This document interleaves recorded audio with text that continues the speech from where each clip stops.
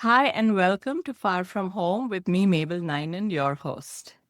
I want to give a shout out to my friend Shireen Joseph for introducing our guest to me today. This Carolyn Grant is a writer and transition coach based in Austin, Texas. She is the founder of Navigate Transition. And as a citizen of three countries and a mother of three teenage girls, she understands firsthand the courage and resilience it takes to build a life in a new place.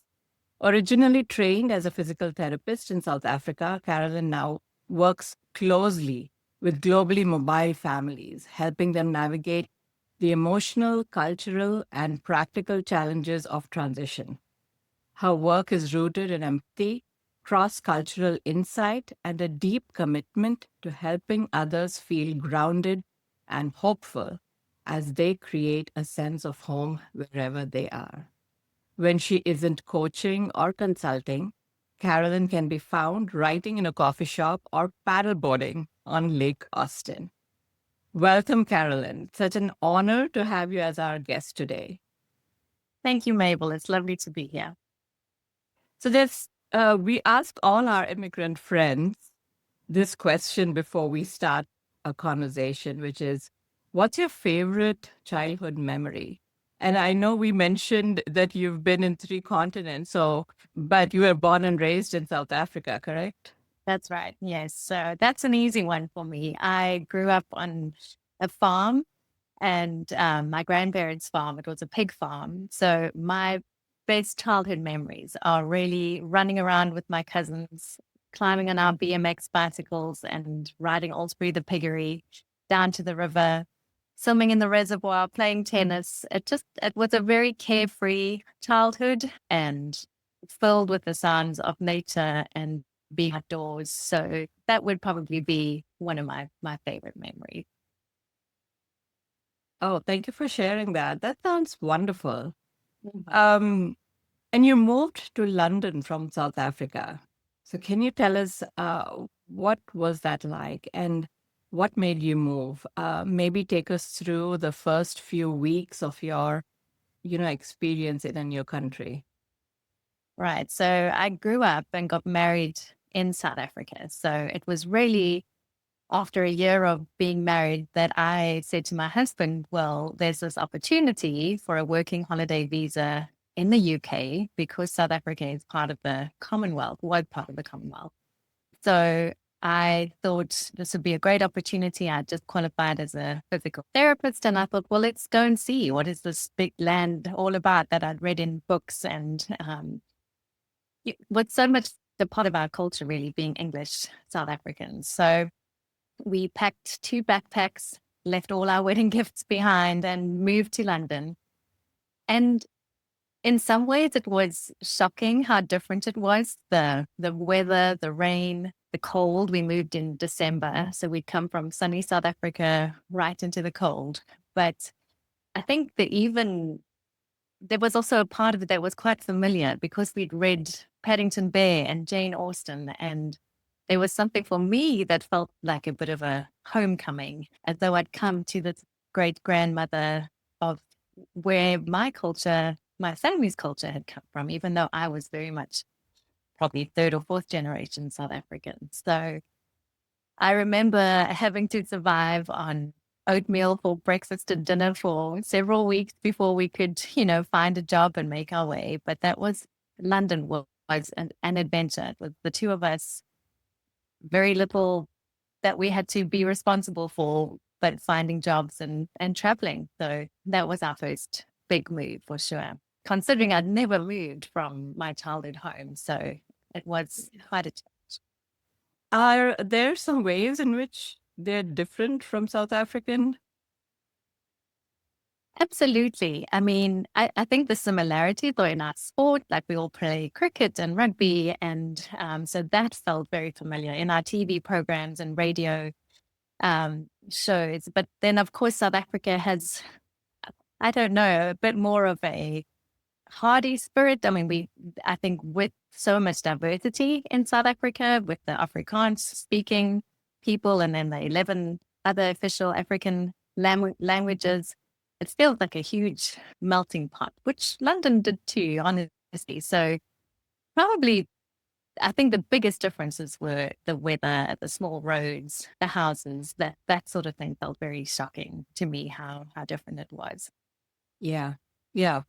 Weather for sure. I mean, even moving from India to the US, right? India is a hot tropical country. It took a lot of time to adjust, and it does have an emotional effect too. I realized I didn't think it would affect me emotionally, but it did, like just maybe even not knowing how to. It was the unfamiliarity, I guess, not knowing how to dress when it's snowing outside. I mean, I never lived in a snowy place and things like that. And then it's just gloomy and already adds to, a lot of things that you're going through. So, I do yeah. remember the first time it snowed, I put an umbrella up thinking that I might wet.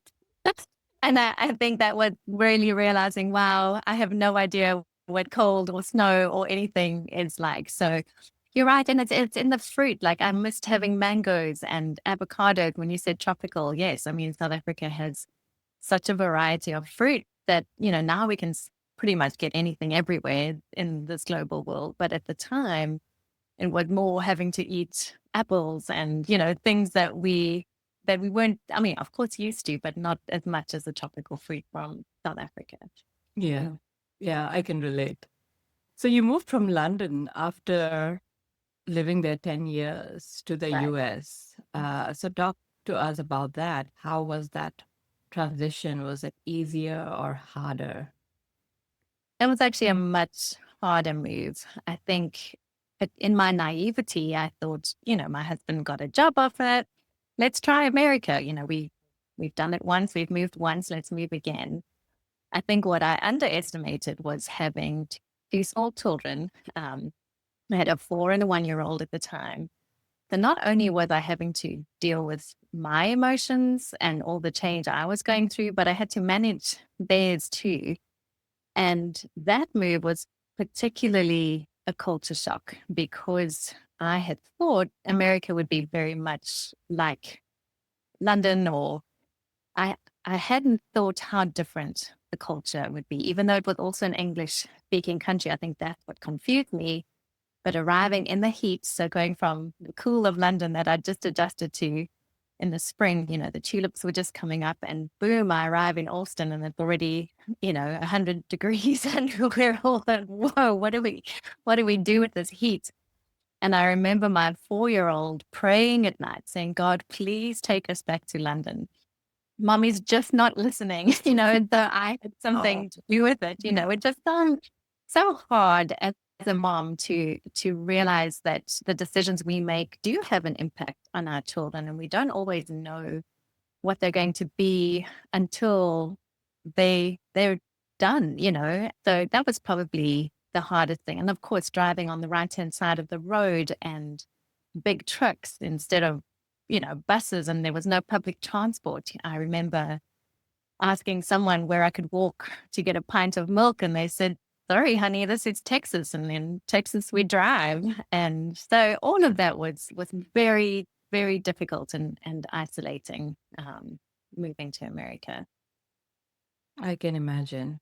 Mm. Um, but you are a woman of faith, and I guess that your faith was also tested through both the transitions, not just the latter one. So tell us a little bit about that, about how your relationship with God was affected, and what are some of the things you learned about God through Mhm. all of these difficult situations. Right. Yeah.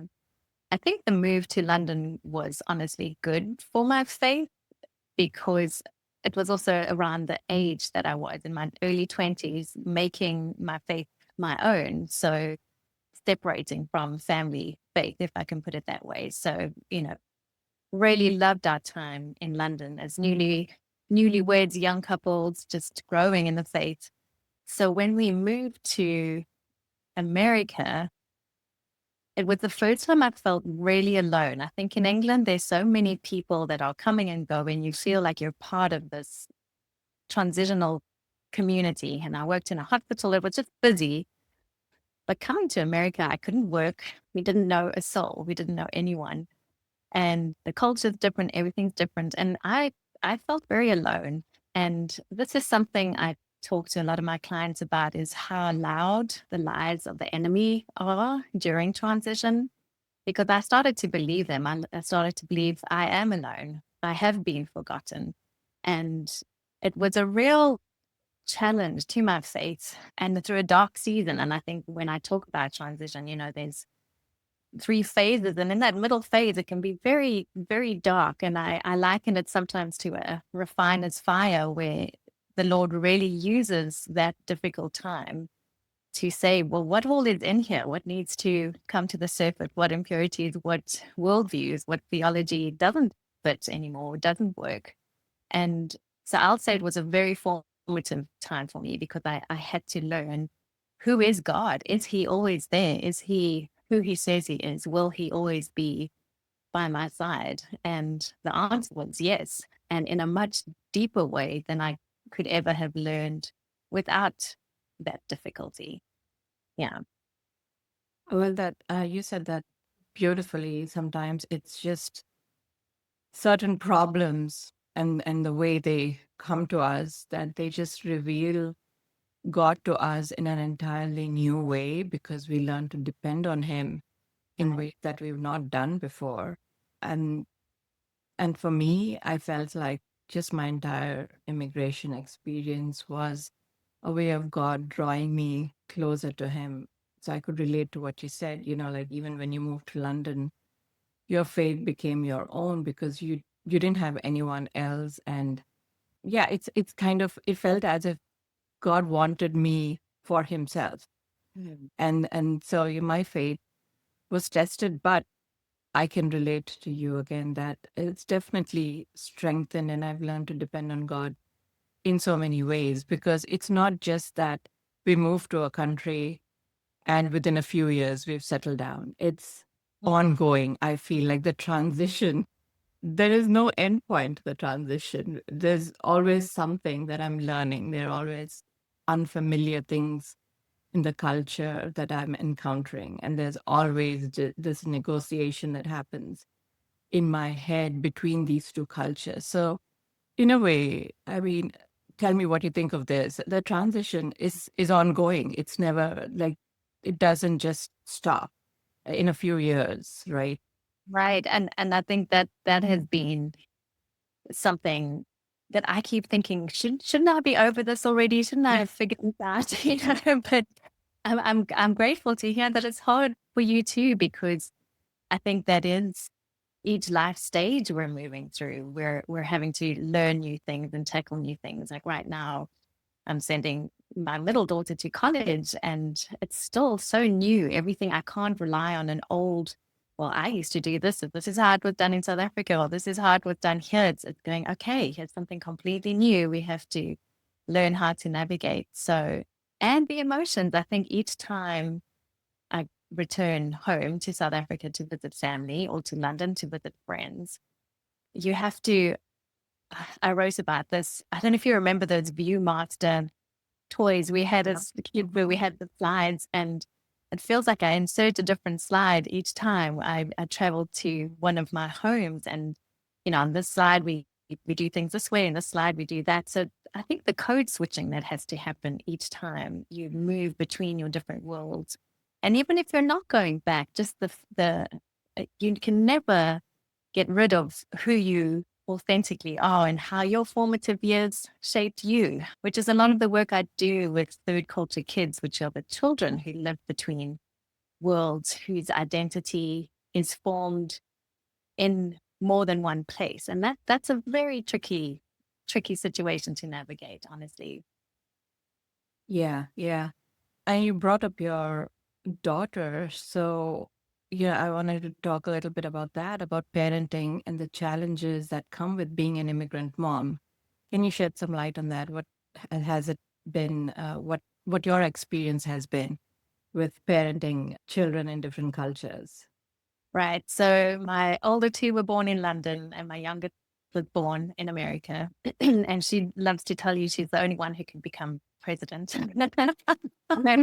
But we're like, that's okay, you can. But I think so many challenges from even just the way I was used to doing things, being more spontaneous. Oh, we'll meet someone at the park. When we were in London, everyone's going to be out there and on the swing. Whereas in America, it almost felt like you had to have your diary out or your calendar to organize a play date, and you managing all these different schedules. So that felt different. I think just helping them. I talked about the code switching, like they would get in my car with friends and all be speaking in American accents. And then, we get back home and the South African accent switches on, and my eldest still has her British accent. So helping them deal with their identity and who they are and where they fit in and where they belong, that has been interesting too. And then alongside all the other things that we have to navigate, like school and just cultural things that are different, sports that I never played or don't even know how to watch, never mind play. All of that has been something to learn. It's a continuous learning. And I think as an immigrant, that never goes away. Yeah, absolutely.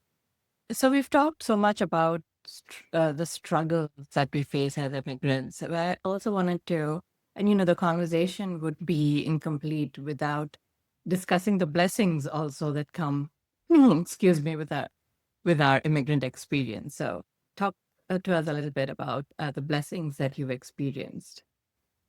Absolutely. And I mean, that is an expanded worldview. I never would have known what it would like to see the world from a different place. There's been opportunities that we would never have had, opportunities for travel, school, just even extracurriculars for my children that we would never have dreamed of. And I think for me, travel is one. We've really been blessed to be able to be in a camper van all around the US, or when we lived in London, to fly on EasyJet to any country you wanted to, because everything was so close by. So definitely, and I often talk about the paradox between loss and gain and how we have to balance that as immigrants. Like, yes, we've lost having our family close by all the time, but we've gained all these experiences that we wouldn't have otherwise. And I find if I can keep that balance relatively equal, I'm internally peaceful to some extent, so gratitude and grief. Those are the two things I'm trying to balance all the time, the grief at what I've lost, but also the gratitude that the Lord has brought us to places and into situations, and even meeting people that I would not have otherwise met had we not moved. Yeah. Yeah. Thank you for sharing all of that list. And I completely agree with that. I want to add to that at least for me, I think I've also become more empathetic too, because, being a minority here, and I wasn't a minority in the country from which I came, but here I am a minority. And so I feel like I've become more empathetic towards those who feel, like maybe left out or are new to a certain place, because I kind of know what it's like. So, and it's not something that I made an effort to learn. And I thank God for this. It's just not like my own goodness that this has happened, right? But that he somehow like just nudges me toward those people, or to even have conversations with them to make them feel at home. And somehow it's important to me when I see someone new in close proximity to me, that I do something or say something to make them feel at home.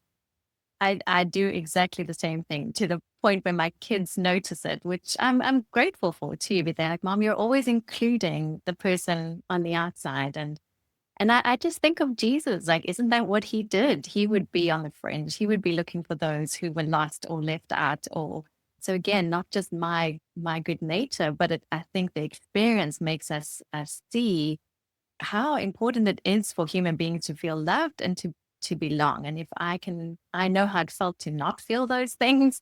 So I agree with you. It almost, out of that experience, makes me want to do it even more. Yeah, yeah. Let's talk a little bit about, what you do, your work as a transitions coach. I've never heard that term before. So tell us more about the work that you do, and how did you get into this line of work? Right. I mean, the segue was perfect because that's actually how I got into it. I wasn't able to work as a physical therapist. So I thought, and I was going through all this big change and transition. And I thought, I don't want someone else to be feeling what I'm feeling or experiencing that loneliness if I can help them. So it was really born out of starting small groups with the expat and immigrant community at our school. I first started a program where the kids could learn about different cultures because I thought, well, that's lacking. And then I met the moms, and then I got the moms together in a group, and I said, who else is feeling like this? And we went through a book together and just formed such deep friendships that I realized as a physical therapist, we do run groups. And I thought, well, this is exactly it. It's a shared experience. So using those skills and then training as a coach, I now lead groups, but also do one-on-one coaching sessions, just helping people navigate change, because change is what happens on the outside. It's the external thing, but the transition is what happens internally. And I think that's what people wrestle with and struggle with and don't have language for. So that's really all I'm doing, is helping people along that journey. Yeah. Well, that's beautiful. I feel like we need more transition coaches, you know, around us, and just to know that we can go to them to help us weather the storms or to cope with changes. But maybe you could speak to someone who's listening right now, who's going through a change, a transition that's been so difficult. What would you say to encourage someone like that? My first thing always is, you are not alone. All those feelings of pain or grief or confusion or have I done the right thing? What's the point? All of those are normal feelings. And to just know you're not alone. And that transition is actually a normal process that has different stages. And I almost liken it to being on a bridge. So one side you're settled in this country, and the other side, you know, you'll eventually be settled in that one. But what are the steps you need to do along the way? And each stage has its own emotion. So to know, if you're having this feeling of chaos, and I've got all these skills, but I can't use them, and you can look on the graph and say, oh, I'm in the chaos phase or the neutral zone, depending on which language you use from different sources. And to go, okay, all these exaggerated feelings are normal. I'm not, or the grief is normal, or needing a mentor, like that comes in the resettling phase when you're trying to get to the other side. It's like, I need someone to show me the ropes. I need someone to show me how to watch a football game. I need someone to show me how to apply for college. And that's normal, and it's part of the process. And I just think once people recognize that, they don't feel so lost and they don't feel so alone. So that would be a start. But there's a lot of tools that I could carry on, but I'm just curious as to what would be interesting to you. Yeah. Yeah. So my last question, going along with what you just said, is maybe, also spiritual encouragement. What kind of spiritual encouragement can we give to someone who sees themselves as a believer, who has a relationship with God, but who's just struggling at the moment with some kind of transition in life? Mhm. I think for me, it's just knowing that God is the same God here, there, and everywhere. That has been a huge encouragement to me. Um, and here's the thing, I think the two things people struggle with are often belonging and identity. Who am I in this new place? That's identity. And where do I belong? And for me, the word belonging is a play on words. It's a longing to be seen and known. And when we don't have our usual cultural markers around us, or the sense of humor that we're used to, or points of reference, we can feel very much like we don't fit in or we don't belong. But if we believe that God sees us and knows us, and that we are all children of God and belong to Him and with Him, that can take away that striving to fit in and belong somewhere. Because at the end of the day, we want to try and be our authentic selves without the fear of rejection and without the fear of, and that really only comes from Christ, or that worthiness of being loved. It doesn't matter if we are practicing physio or not. Like, that was my work identity, but I had made it my identity. So I felt lost without it, which then prompted me to go, but who am I if I have none of this? And at the end, I say, okay, I'm a child of God and I'm worthy of his love. So for me, those are the big anchors, that it doesn't matter where you are or what the temperature is or what fruit is available. God is God, and he loves us. And I hope that's an encouragement to someone today. I'm sure it will be. Also, to know that, and like you mentioned in the beginning, right, when everything is changing around us, to know that God is constant, He's unchanging, and His word, His promises, His character never change. And so we can actually hold on to Him, we can cling to Him. And it's such a blessing to have that relationship with God, and with a God like that.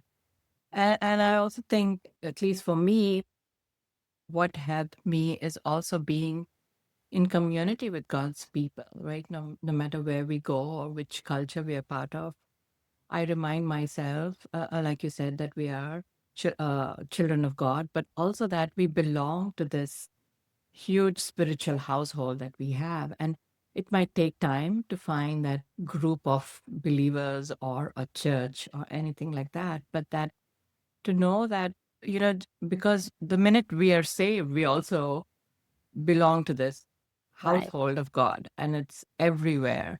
And so that community element helped me a lot too. There's a song that we sing, in my father's house, there's a place for me. Mhm. That has really helped me just to have that same visual, that it's a house that's room for all of us. And that is honestly, as we give our lives, we become brothers and sisters in Christ. And that it goes beyond culture and beyond ethnicity, beyond immigrant status, honestly. Yeah. Yeah. Thank you so much for talking with us, Carolyn. It was such a pleasure. And I felt like we could, each of the topics that we spoke about, or the themes, that we could have a new episode on each of those themes. And there's so much wisdom and experience that you bring. And I appreciate that. So thank you so much. Thank you for having me. It's been a pleasure, really.